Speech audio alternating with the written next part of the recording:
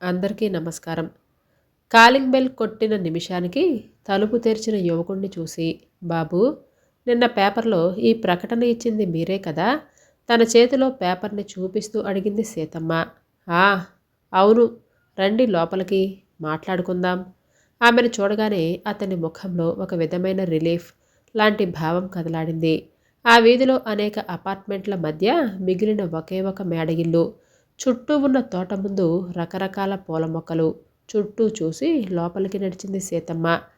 పెద్ద హాలు, పాతకాలం పెంకిటిల్లు, గుమ్మాలు, షోకేస్ నిండా రకరకాల బొమ్మలు, విక్టోరియన్ టైప్ సోఫాలు, సెంటర్ టేబుల్ గోడల మీద రకరకాల ఫోటోలు. డబ్బున్న వారిల్లు అని చెప్పకనే చెబుతున్నాయి. కూర్చోండమ్మా అలా. మీ పేరు? తను కూర్చుంటూ అన్నాడతను. సీత. సీతమ్మండి. మీది ఊరేనా? మీకెవరూ లేరా? ఒంటరివారా? నా ప్రకటన అంతా చదివారా? అన్ని ప్రశ్నలు ఒకేసారి వేశారు. ఎవరన్నయ్యా వచ్చింది? లోపల నుంచి వస్తూ సీతమ్మ వైపు ప్రశ్నార్థకంగా చూసి అడిగిందా యువతి. మన ప్రకటన చూసి వచ్చారు. నా పేరు మాధవ్. ఈమె నా చెల్లెలు మాధురి అండి. మేమే మా అమ్మగారి కోసం ఆ ప్రకటన ఇచ్చాం. అన్నయ్య, అమ్మ గదిలోకి వెళ్ళి మాట్లాడుకుందాం. ఆవిడ చూడాలి కదా. అన్ని విషయాలు ఆమె ఎదురుగా మాట్లాడితే నయం కదా అని అంటూ లోపలికి రండి అని అంది మాధవి. అవునులే, మళ్ళీ మనం చెప్పక్కర లేకుండా ఆవిడ ఎదురుగా మాట్లాడటం మంచిది అని అంటూ అతను లేచాడు. లోపల గదిలో పాతకాలం పందిరి మంచం మీద తలగడల మీద ఆనుకొని కూర్చున్న ఆమె. పండి మగ్గిన జాంపండు రంగు, వెండి తీగల లాంటి జుట్టు, కళగా ఉన్న ముఖం, 80 పైబడిన వయసు. ఆమెను చూడగానే గౌరవ భావం కలిగి 2 చేతులు జోడించి నమస్కరించింది సీతమ్మ. అమ్మా, ఈవిడ సీతమ్మ గారని మన ప్రకటన చూసి వచ్చారామె. కూర్చోండమ్మా అని అంది కాస్త అస్పష్టంగా. ఈవిడ మా అమ్మ అనసూయమ్మ గారు. ఆవిడకిప్పుడు 84 ఏళ్ళు. ఎన్నాళ్ళు ఆరోగ్యంగా ఆవిడ పనులు ఆవిడ చూసుకుంటూ ఒంటరిగా ఇక్కడే ఉంటూ ఎవరి మీద ఆధారపడకుండా గడిపింది. నేను మాధురి ఇద్దరం అమెరికాలో ఉంటాం. నాన్నగారు పోయి 8 ఏళ్ళైంది. అప్పటినుంచి ఆమె పనివాళ్ల సహాయంతో ఇల్లు గడుపుకుంటూ ఉంది. ఇక్కడికి దగ్గరలోనే మా మావయ్య ఉంటారు. ఆవిడకు ఏదైనా సహాయం కావలసి వస్తే చూసి చేసి పెడతాడు. నాన్నగారు జడ్జిగా చేసేవారు. ఆమెకు ఇల్లుంది, పెన్షన్ వస్తుంది. అదే కాక పొలాలున్నాయి. డబ్బుకు ఏ లోటు లేదు. తన పాటికి తను స్వతంత్రంగా ఎన్నాళ్ళుంది. ఆమెకు నెల క్రితం పక్షవాతం వచ్చి మంచాన పడటంతో సమస్య మొదలైంది. ఆవిడకిప్పుడు ఎడం చెయ్యి, కాలు చచ్చుపడ్డాయి. ఇప్పుడు తీవ్రత కాస్త తగ్గినా ఇంకా ఆవిడకు ఆ కాలు, చెయ్యి స్వాధీనంలో లేవు. ఫిజియోథెరపీ జరుగుతుంది. ఆవిడకిప్పుడు రోజంతా ఆమెను కనిపెట్టుకుని ఉండి ఆవిడ అవసరాలు చూసే మనిషి కావాలి. అమ్మ పాతకాలపు మనిషి. మడి, తడి, పూజ, మహా నైవేద్యం పెట్టనిదే అన్నం తినదు.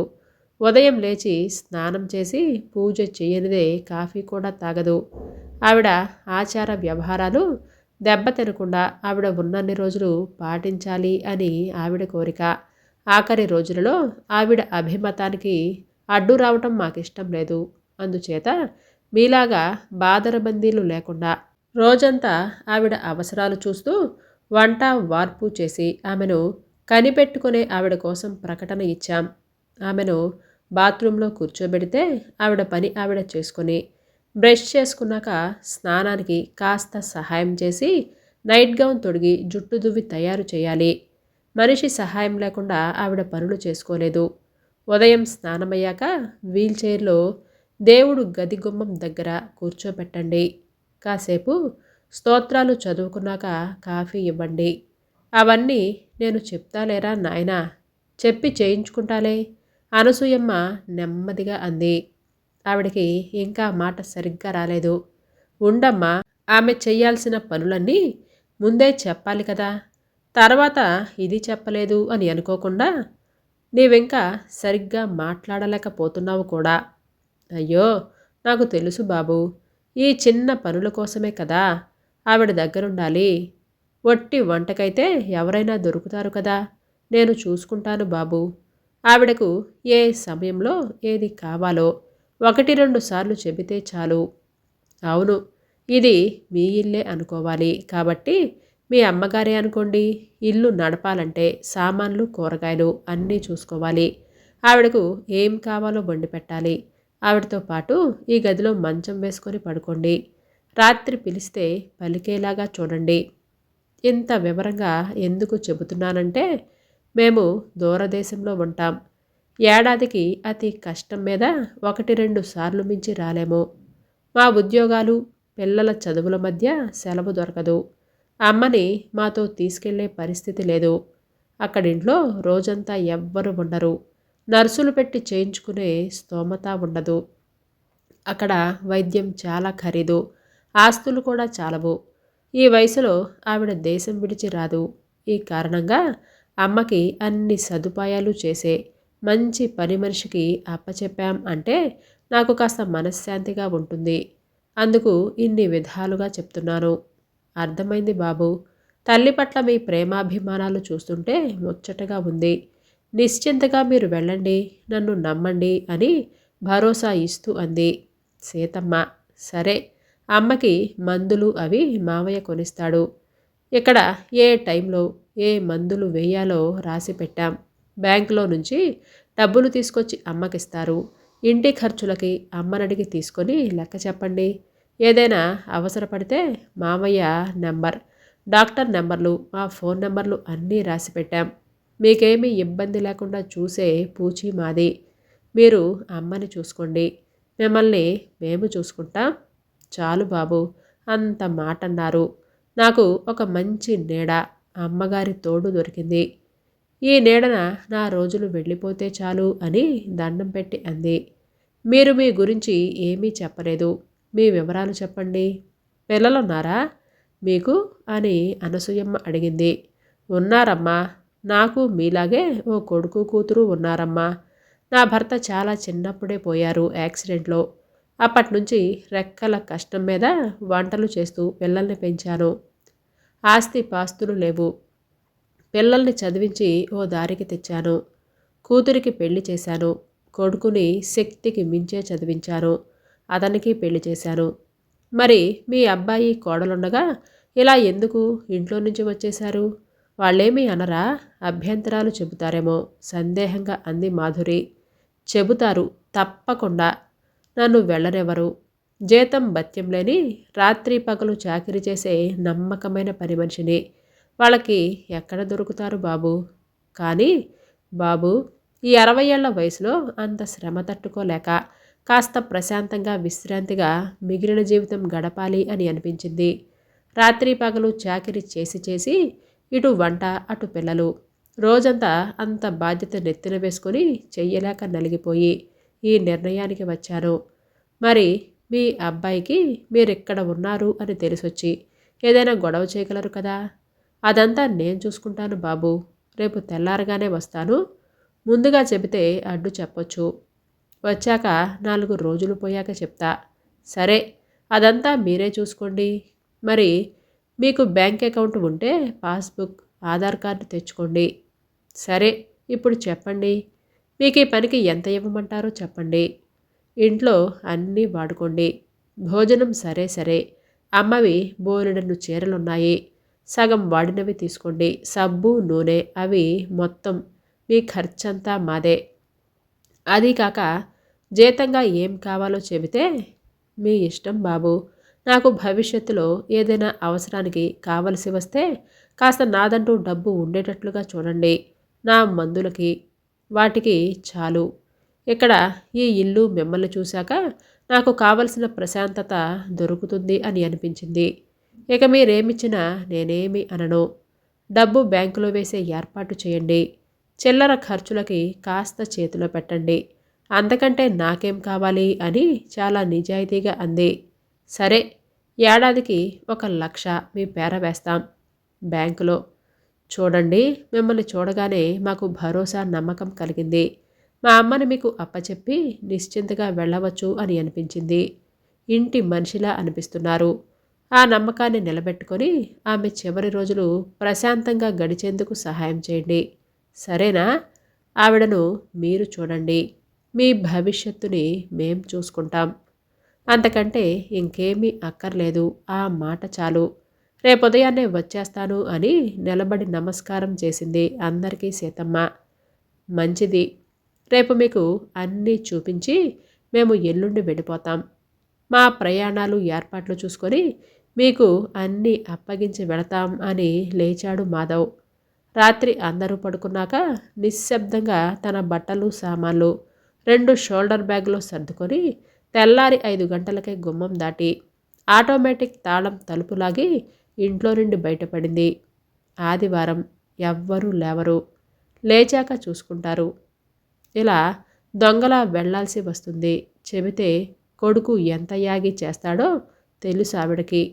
ఇంట్లో పెట్టి బయట తాళం వేసి పోయినా పోతారు. ఇదొక్కటే దారి మిగిలింది అని అనుకుని మనసుకి కష్టంగానే అనిపించిన తన కష్టాన్ని, తన శ్రమని గుర్తించి కనీస ఓదార్పుని, సానుభూతిని చూపని కొడుకు మోయలేని భారాన్ని ఈ వయసులో ఎలా మోస్తుంది అన్న ఆలోచన కూడా లేకుండా గాడిది చాకిరీ చేస్తున్నా. ఏం కష్టపడుతున్నావు? ఇంటి పట్టునే ఉండి ఇల్లు పిల్లల్ని చూడమన్నాను అంతేగా అని అనుకుంటారు వాళ్ళు. ఇద్దరం కష్టపడి డబ్బు సంపాదిస్తున్నాం. ఎవరి కోసం? మన కోసమేగా. మనిల్లే కదా, నీ మనవళ్లే కదా, ఎవరికి చేస్తున్నావు అని అనిపిస్తుంది. వాళ్ళకి వంట పని ఒకెత్తైతే రోజంతా ఏడాది లోపు పిల్లాడు, 3 ఏళ్ల పిల్ల చేసే అల్లరి తట్టుకుంటూ వాళ్ళ అవసరాలు చూస్తూ వాళ్ళకి తినిపిస్తూ తాగిస్తూ ఒక్క క్షణం విశ్రాంతి లేకుండా టీవీలో చిన్న ప్రోగ్రాం కూడా చూడలేదు. కాసేపు అలసిన శరీరానికి విశ్రాంతి లేదు. పూజ పునస్కారం, గుళ్ళు గోపురాలు, ఇరుగమ్మ పొరుగమ్మ, ఆఖరికి ఒక పేపరన్నా చదివే తీరికలేని చాకిరీ. ఈ కాలం పిల్లలు తినిపించడానికి తాగించడానికి గంట. ఒక్క మాట అనకూడదు, కసరకూడదు. ఇల్లంతా ఎంత సర్దినా అంతే. సాయంత్రం కోడలుగారు వచ్చేసరికి ఏంటి కొంప కాస్త సర్దలేరా అని ముఖానే అడుగుతుంది. తల్లి రాగానే పిల్లలు వాటేసుకొని మమ్మీ చూడు మమ్మీ నన్ను కొట్టింది, ఇలా చెయ్యి పట్టుకొని లాగింది, కోప్పడింది అని అంటూ కంప్లైంట్లు. పిల్లల్ని కాస్త ప్రేమగా చూడాలి కదా, అలా కసిరితే ఎలా అని ముఖం చిట్లింపు. అయినా కాస్తైనా పిల్లల్ని చూస్తుందా అని అంటే అప్పుడు మళ్ళీ తనవంతే. మా అమ్మని అడుగు, మా అమ్మ అన్నం పెడుతుంది వెళ్ళు, వీడికి పాలు పట్టండి అని అంటూ మంచమెక్కి ఆర్డర్లు. కొడుకు చూసినా పట్టించుకోడు. ఇంట్లో మనిషి చెయ్యక ఏం చేస్తుంది అని అనుకుంటారు. చేసింది 60 ఏళ్ల పాటు ఈ కొంపకి. ఈ మనుషులకు చేసిన చాకిరీ చాలు. ఈ ఆఖరి రోజుల్లో ప్రశాంతంగా కాస్త విశ్రాంతిగా తన కోసం తను బతికే చోటు దొరికింది చాలు అని అనుకుంది. ఈరోజు మా అమ్మ చేతి భోజనం తిన్నట్లుగా ఉంది మాకు. మా వంటలాగా రుచులన్నీ ఉన్నాయి. సీతమ్మగారు, మా అమ్మకి నచ్చింది మీ వంట. ఆవిడ రోజు ఒక ముద్ద ఎక్కువగానే తినింది. ఇక మేము నిశ్చింతగా వెళతాం. ఆ రోజు మాధురి ఇల్లంతా తిరిగి అన్నీ చూపించింది. ఏమేమి సామాన్లు ఎక్కడున్నాయో. అనసూయమ్మ రోజు కట్టుకునే బట్టలు, ఆవిడ పూజ గది, రోజు వినే భక్తి పాటల క్యాసెట్లు, 2 in 1 అన్నీ చూపించి అప్పచెప్పింది. ఇక ఈ ఇల్లు మీదే అనుకోండి. ఇంటి వీధి తాళం చెవులందిస్తూ అంది. మీ నమ్మకం నిలబెడతానమ్మా అని అంది సీతమ్మ తాళాలు అందుకుంటూ. మర్నాడు 9 గంటలకి ప్రయాణం. సామాన్లు సర్దుకొని అంతా కాస్త ఆలస్యంగానే పడుకున్నారు. 5 గంటలకి అలారం పెట్టారు. అలారానికి పావుగంట ముందే లేచింది సీతమ్మ. అలవాటుగా అందరూ లేచి పనుల్లో పడ్డారు. ఎంత హడావుడి జరుగుతున్నా టైం 6 దాటినా అనసూయమ్మ గారు నిద్రపోతూనే ఉన్నారు.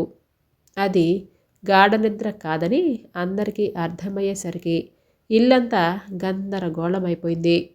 ప్రోగ్రాములు క్యాన్సిల్ అయ్యి ప్రయాణాలు ఆగిపోయాయి. జనం ఊరంతా తరలి వచ్చింది. సునాయాస మరణం, ఎంత అదృష్టం అని అన్నారందరూ. బతికి ఉన్నన్నాళ్ళు రాణిలా బతికింది. వెళ్ళేటప్పుడు అంత దర్జాగా వెళ్ళింది. రావలసిన వాళ్ళు కూడా వచ్చారు. పిల్లలు ఇద్దరూ దగ్గరే ఉన్నారు కనుక కార్యక్రమం వెంటనే జరిగిపోయింది.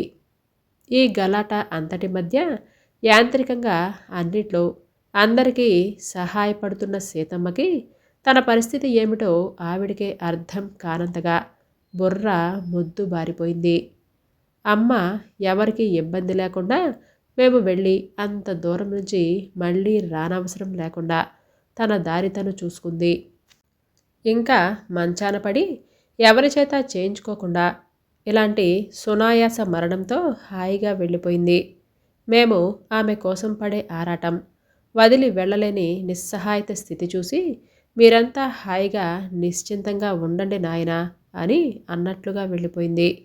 కొడుకు కళ్ళు తుడుచుకుంటూ అన్నాడా మాటని. అమ్మని ఎలా వదలాలి, ఎలా తరచూ రాగలం అని అనుకుంటే దిగులుగా ఉండేది. ఇప్పుడిక ఆ దిగులు లేకుండా చేసింది. మాధురి రుద్ధ కంఠంతో అంది. ఆవిడ మహాతల్లి సునాయాసంగా దాటిపోయారు. ఆవిడకు సేవ చేసుకునే అదృష్టం నాకు లేకపోయింది. ఇప్పుడిక నా గతేమిటి బాబు. మూడో రోజు కాస్త సావకాశంగా అందరూ కూర్చొని మాట్లాడుకుంటున్న సమయంలో తన మనసులో మాటనే ప్రశ్నగా బయటపెట్టింది సీతమ్మ. అవునండి, మీరు అనకముందే నా మనసులో అదే మాట ఉంది. అయ్యో పాపం, మనల్ని నమ్మి ఇల్లొదిలి వచ్చారు. ఇప్పుడేం చెయ్యాలి అని నేను ఆలోచిస్తున్నానమ్మా. బాబూ, ఇక నా కొడుకింటికే వెళతా. నా బతుకు ఇంకా హీనమవుతుంది. ఎవరికైనా చెప్పి నాకింత దారి చూపండి. ఏ అనాథ ఆశ్రమంలోనైనా పర్వాలేదు. చూస్తానమ్మా. మా మావయ్యకి తెలిసిన వారికి చెప్పి ఏదో ఒకటి ఏర్పాటు చేసే వెళతాను. ఈ 10 రోజులు మీ సహాయం మాకు కావాలి. మీ పెద్దరికం సలహా, సహాయం అవసరం. ఈ దిన కార్యక్రమాలు అవనివ్వండి అని హామీ ఇచ్చాడు మాధవ్. సీతమ్మ కష్టాలకి కరిగిపోయి ఆ దేవుడే పంపినట్లు ఇంటి పురోహితుడు వచ్చి, బాబూ, మన వెంకటేశ్వర స్వామి గుడి పెద్ద పూజారి గారు గుడిలో నైవేద్యం 2 పూట్లా చేయటానికి ఎవరైనా మంచి మనిషి కావాలి అని అన్నారు. వెంటనే నాకు మీ మాట గుర్తుకొచ్చింది. ఆవిడికి అభ్యంతరం లేకపోతే గుడిలోనే ఉంటూ ఆ దేవుడికి సేవ చేసుకునే అవకాశం వచ్చింది. పూజారి గారి భార్య ఇన్నాళ్ళు ప్రసాదాలు చేసేవారు. ఆవిడ పోయాక ఆయన అవస్థ పడుతూ ఇబ్బంది పడుతున్నాడు. ఆయనకి వయసైపోయింది. ఏ అడ్డంకులు లేని బాదరాబందీలు లేకుండా గుడిలోనే ఉంటూ ఈ పని చేయగలిగిన వారు కావాలట. రోజు పులిహోర, దద్దోజనం, చక్కెర పొంగలి ఇలాంటి నైవేద్యాలు ఆయన చెప్పినట్లుగా చేయాలి. 2 పూటల ఈవిడ వంట పని చేస్తే చాలు. ఏమ్మా, చేయగలరా? అయ్యో, వంటలు చేసిన చేతులు బాబు ఇవి. దేవుడికి నైవేద్యం చేసే భాగ్యం దొరకటం నా అదృష్టం అనుకుంటాను. తప్పకుండా ఈ పని నాకు ఇప్పిస్తే మీ మేలును జన్మలో మర్చిపోను. నిశ్చింతగా ఆ భగవంతుడి సన్నిధిలో ప్రశాంతంగా నా జీవితం వెళ్ళిపోతే అంతకంటే ఏం కావాలి అని ఆరాటంగా అంది. గదిస్తారు, జీతం ఉంటుంది. మీరు వంట చేసుకోవచ్చు. ప్రసాదాలు ఎలాగూ ఉంటాయి. రోజుకి 2-3 కిలోల పైన బియ్యం ప్రసాదాలు చేయవలసి ఉంటుంది. పర్వదినాలలో ఇంకా ఎక్కువే. ఉదయంలో సాయంత్రం కాస్త పని. బాబు, మిగతా ఏ పనులైనా ఎంతైనా చేస్తాను. ఈ సంసార బాధ్యతలు, చాకిరీ తప్ప. ఆ దేవుడి సాన్నిధ్యం దొరికింది. ఆ మహాతల్లికి సేవ చేసే అదృష్టం దొరకలేదు. కానీ ఆవిడ వలన నాకింత మేలు జరిగింది బాబు. మీ దయే ఇది. ఆ దేవుడే నాకు ఈ అవకాశం మీ ద్వారా కల్పించాడు అని అనుకుంటా. ఇంట్లో చాకిరీ, ఇంకొకళ్ళ ఇంట్లో నౌకరీ చేసేందుకు ఇంత దిగజారామా అని కొడుకు ఎత్తి పొడవకుండా భగవంతుడు సేవంటే ఇంకేమంటాడు. అయితే ఈవేళే కలవండి, అన్నీ మాట్లాడండి అని అన్నారు శర్మగారు. అలాగే, సాయంత్రం నేనే తీసుకుని వెళ్ళి మాట్లాడి అప్పగించి వస్తే నా బాధ్యత కూడా తీరుతుంది అని అన్నాడు మాధవ్. 2 చేతులు ఎత్తి ఆ దేవుడికి మాధవ్కి చెమర్చిన కళ్ళతో నమస్కారం చేసింది సీతమ్మ. ఈ కథ మీకు నచ్చిందా అండి? అయితే సబ్స్క్రైబ్ చేయటం, లైక్ చేయటం, షేర్ చేయటం మర్చిపోవద్దు. రేపు సరికొత్త వీడియోతో మళ్ళీ మీ ముందుకు వస్తాను. అంతవరకు బాయ్.